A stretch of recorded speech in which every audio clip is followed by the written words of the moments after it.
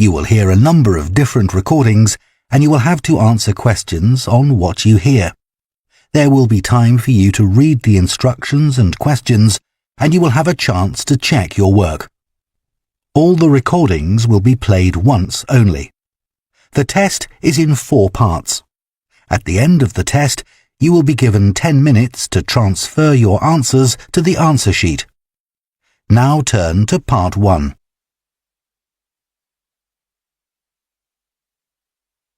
Part 1. You will hear a woman called Jan phoning a man about their local conservation group. First, you have some time to look at questions 1 to 5.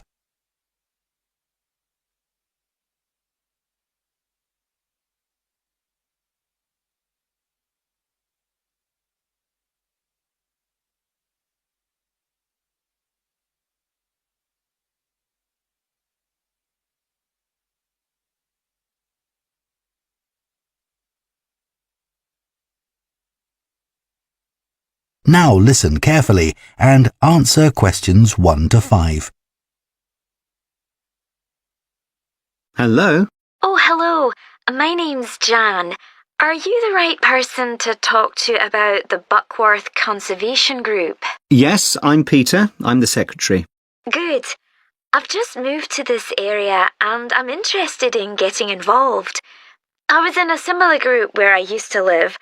Could you tell me something about your activities, please? Of course. Well, we have a mixture of regular activities and special events. One of the regular ones is trying to keep the beach free of litter. A few of us spend a couple of hours a month on it, and it's awful how much there is to clear. I wish people would be more responsible and take it home with them. I totally agree. I'd be happy to help with that. Is it okay to take dogs? I'm afraid not, as they're banned from the beach itself. You can take them along the cliffs, though, and children are welcome. Right. We also manage a nature reserve, and there's a lot to do there all year round. For example, because it's a popular place to visit, we spend a lot of time looking after the paths and making sure they're in good condition for walking. I could certainly help with that. Good. And we have a program of creating new habitats there.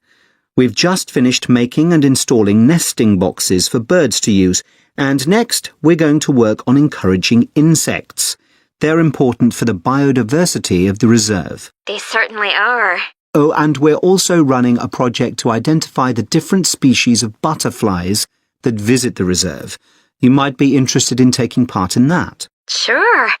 I was involved in something similar where I used to live, counting all the species of moths. I'd enjoy that. Another job we're doing at the reserve is replacing the wall on the southern side, between the parking area and our woodshed. It was badly damaged in a storm last month. Okay. Before you hear the rest of the conversation, you have some time to look at questions 6 to 10.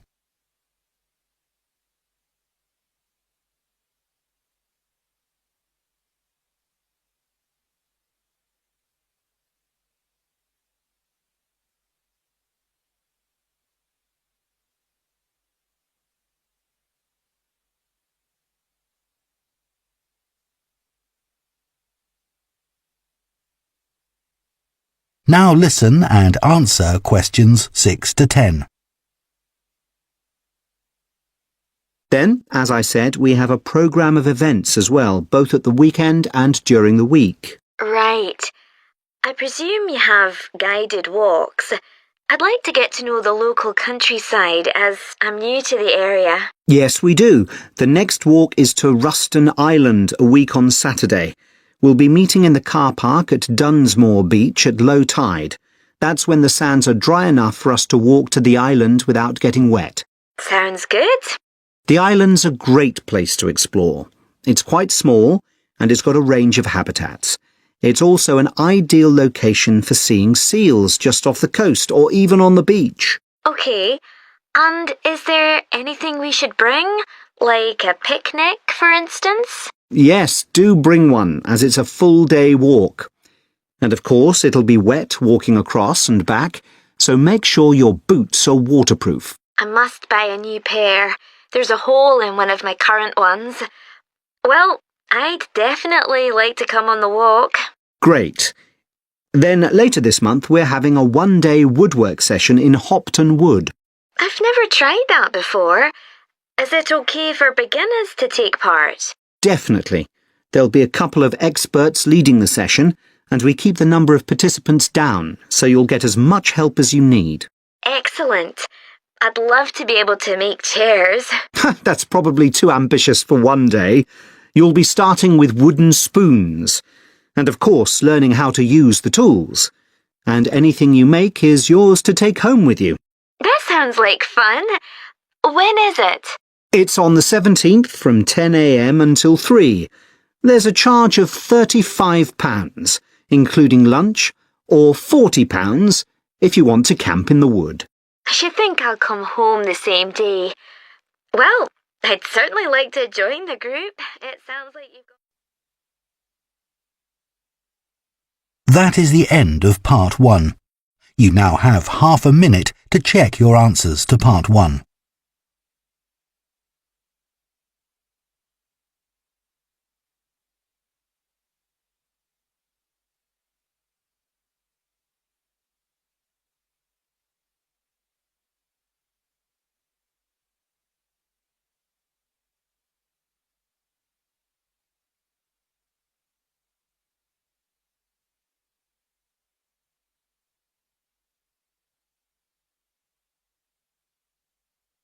Part 2.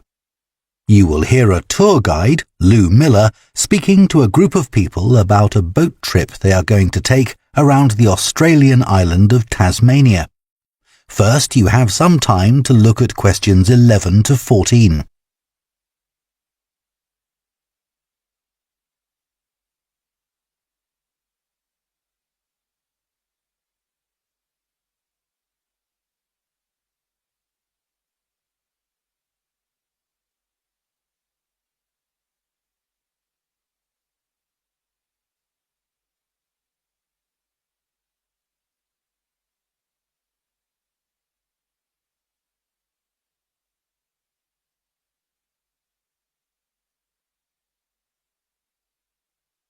Now listen carefully and answer questions 11 to 14.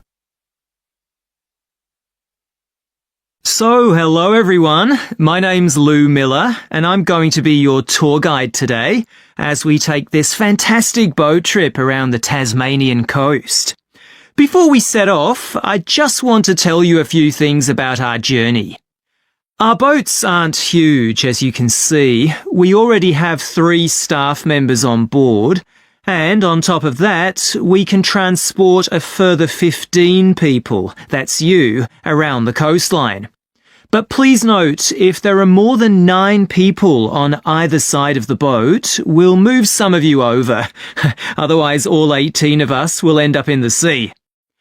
We've recently upgraded all our boats. They used to be jet black, but our new ones now have these comfortable dark red seats and a light green exterior in order to stand out from others and help promote our company. This gives our boats a rather unique appearance, don't you think? We offer you a free lunchbox during the trip, and we have 3 types. Lunchbox 1 contains ham and tomato sandwiches. Lunchbox 2 contains a cheddar cheese roll.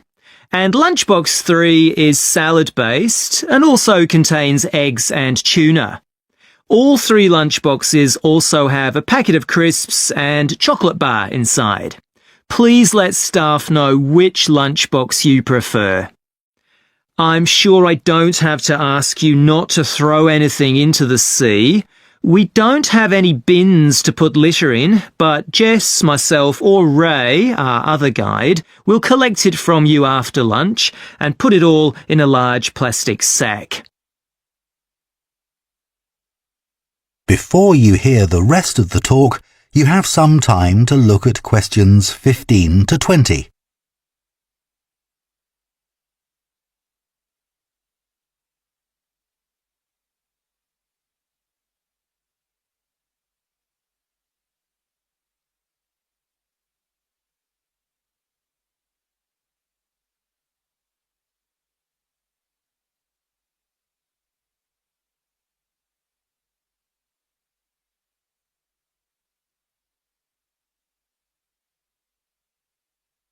Now listen and answer questions 15 to 20.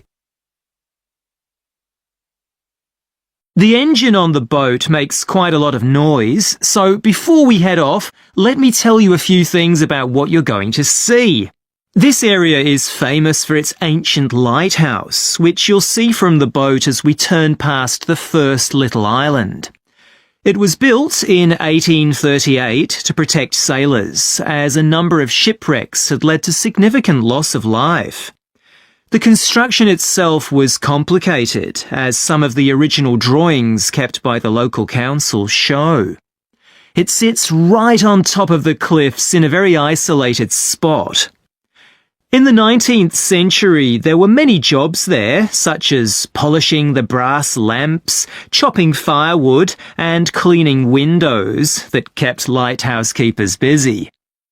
These workers were mainly prison convicts until the middle of that century, when ordinary families willing to live in such circumstances took over.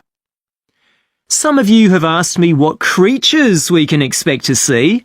I know everyone loves the penguins, but they're very shy and unfortunately tend to hide from passing boats.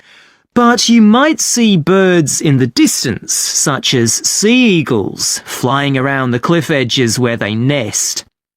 When we get to the rocky area inhabited by fur seals, we'll stop and watch them swimming around the coast. They're inquisitive creatures, so don't be surprised if one pops up right in front of you. Their predators, orca whales, hunt along the coastline too, but spotting one of these is rare. Dolphins, on the other hand, can sometimes approach on their own or in groups as they ride the waves beside us. Lastly, I want to mention the caves. Tasmania is famous for its caves, and the ones we'll pass by are so amazing that people are lost for words when they see them. They can only be approached by sea, but if you feel that you want to see more than we're able to show you, then you can take a kayak into the area on another day, and one of our staff will give you more information on that. What we'll do is to go through a narrow channel, past some incredible rock formations, and from there we'll be able to see the openings to the caves, and at that point we'll talk to you about what lies beyond. That is the end of Part 2. You now have half a minute to check your answers to Part 2.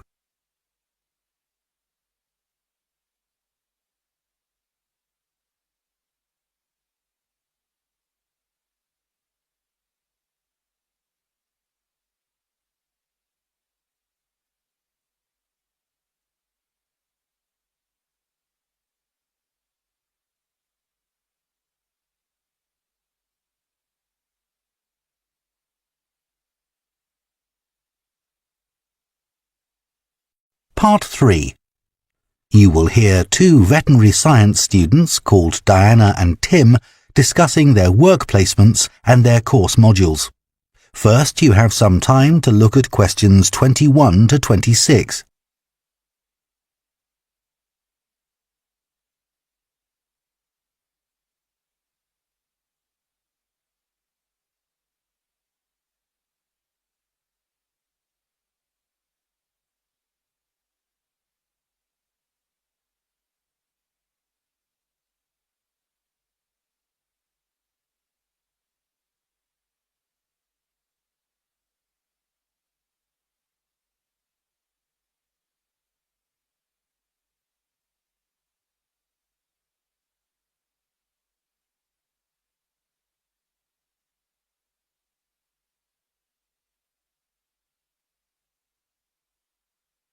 Now listen carefully and answer questions 21 to 26. So, Tim, we have to do a short summary of our work experience on a farm. Right. My farm was great, but arranging the work experience was hard. One problem was it was miles away and I don't drive. And also, I'd really wanted a placement for a month, but I could only get one for 2 weeks. I was lucky. The farmer let me stay on the farm, so I didn't have to travel. But finding the right sort of farm to apply to wasn't easy. No, they don't seem to have websites, do they? I found mine through a friend of my mother's, but it wasn't easy. No. My farm was mostly livestock, especially sheep. I really enjoyed helping out with them. I was up most of one night helping a sheep deliver a lamb. On your own? No, the farmer was there, and he told me what to do. It wasn't a straightforward birth, but I managed.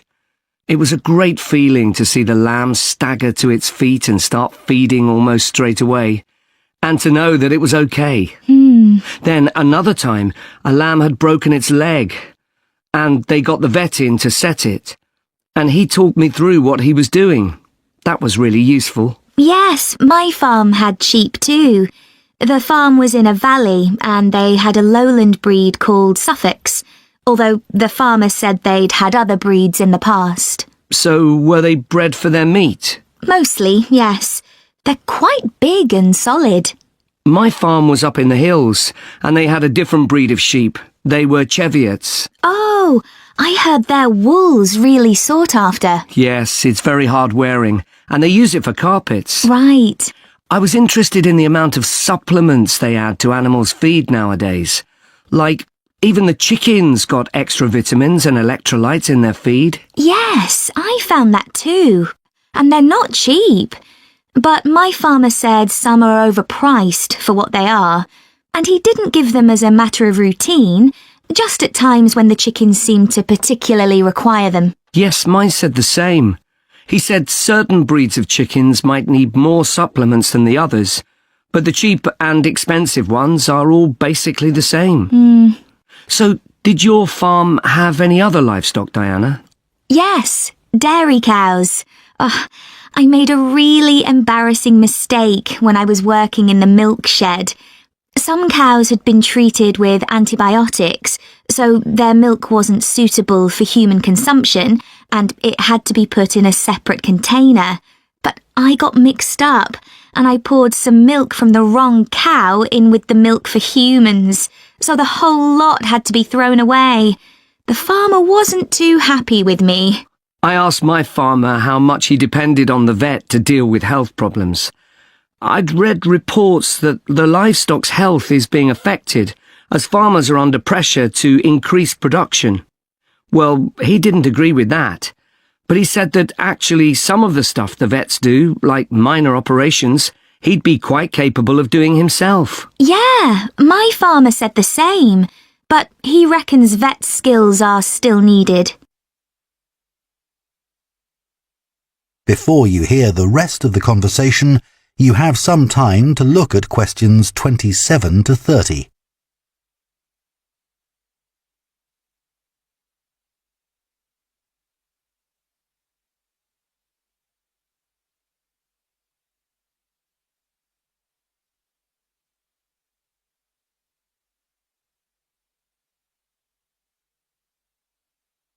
Now listen and answer questions 27 to 30. Now we've got to give a bit of feedback about last term's modules. Just short comments, apparently. Shall we do that now? Okay, so medical terminology. Well, my heart sank when I saw that, especially right at the beginning of the course, and I did struggle with it. I thought it'd be hard, but actually, I found it all quite straightforward. What did you think about diet and nutrition? Okay, I suppose. Do you remember what they told us about pet food and the fact that there's such limited checking into whether or not it's contaminated? I mean, in comparison with the checks on food for humans, I thought that was terrible. I think the module that really impressed me was the animal disease one, when we looked at domesticated animals in different parts of the world, like camels and water buffalo and alpaca. The economies of so many countries depend on these, but scientists don't know much about the diseases that affect them. Yes. I thought they'd know a lot about ways of controlling and eradicating those diseases, but that's not the case at all. I loved the wildlife medication unit. Things like helping birds that have been caught in oil spills. That's something I hadn't thought about before. Yeah, I thought I might write my dissertation on something connected with that. Right. So, actually, I was thinking something along the same lines. That is the end of Part 3. You now have half a minute to check your answers to Part 3.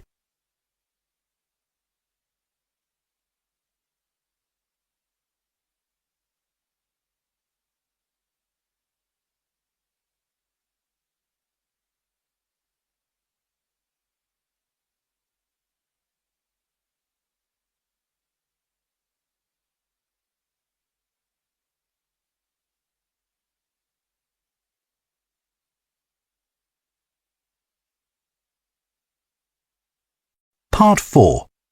You will hear an anthropology student giving a presentation on spiral path designs known as labyrinths. First, you have some time to look at questions 31 to 40.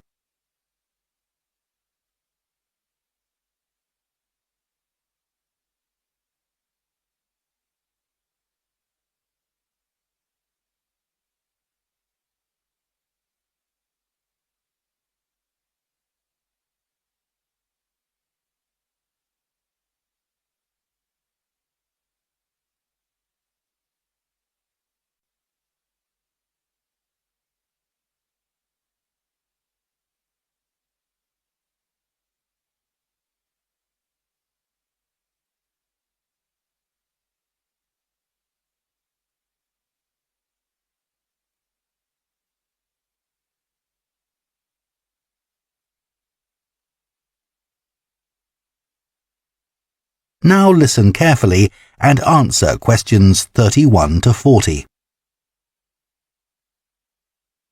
Labyrinths have existed for well over 4,000 years. Labyrinths and labyrinthine symbols have been found in regions as diverse as modern-day Turkey, Ireland, Greece, and India.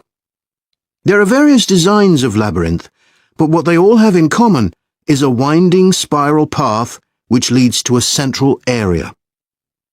There is one starting point at the entrance, and the goal is to reach the central area. Finding your way through a labyrinth involves many twists and turns, but it's not possible to get lost, as there is only one single path. In modern times, the word labyrinth has taken on a different meaning, and is often used as a synonym for a maze. A maze is quite different, as it is a kind of puzzle with an intricate network of paths. Mazes became fashionable in the 15th and 16th centuries in Europe and can still be found in the gardens of great houses and palaces. The paths are usually surrounded by thick, high hedges so that it's not possible to see over them. Entering a maze usually involves getting lost a few times before using logic to work out the pattern and find your way to the center and then out again. There are lots of dead ends and paths which lead you back to where you started. The word maze is believed to come from a Scandinavian word for a state of confusion. This is where the word amazing comes from. Labyrinths, on the other hand, have a very different function.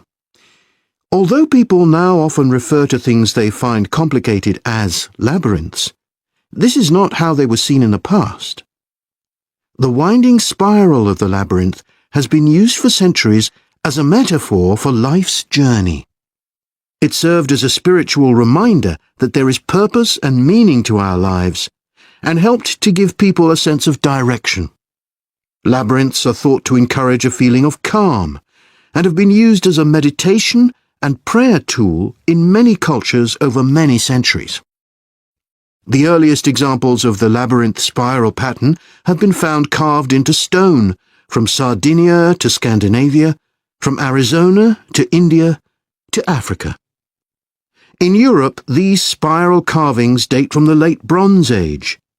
The Native American Pima tribe wove baskets with a circular labyrinth design that depicted their own cosmology. In ancient Greece, the labyrinth spiral was used on coins around 4,000 years ago. Labyrinths made of mosaics were commonly found in bathhouses, villas, and tombs throughout the Roman Empire. In Northern Europe, there were actual physical labyrinths designed for walking on. These were cut into the turf or grass, usually in a circular pattern. The origin of these walking labyrinths remains unclear, but they were probably used for fertility rites, which may date back thousands of years. 11 examples of turf labyrinths survive today, including the largest one at Saffron Walden, England, which used to have a large tree in the middle of it.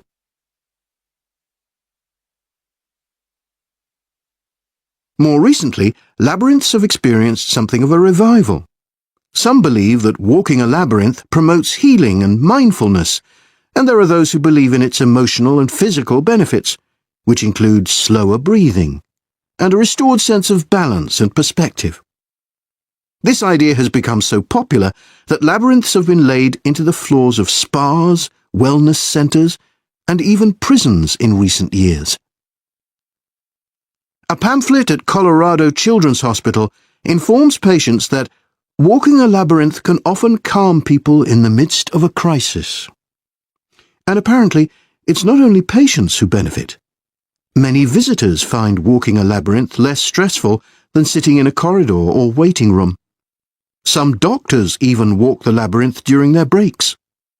In some hospitals, patients who can't walk can have a paper finger labyrinth brought to their bed.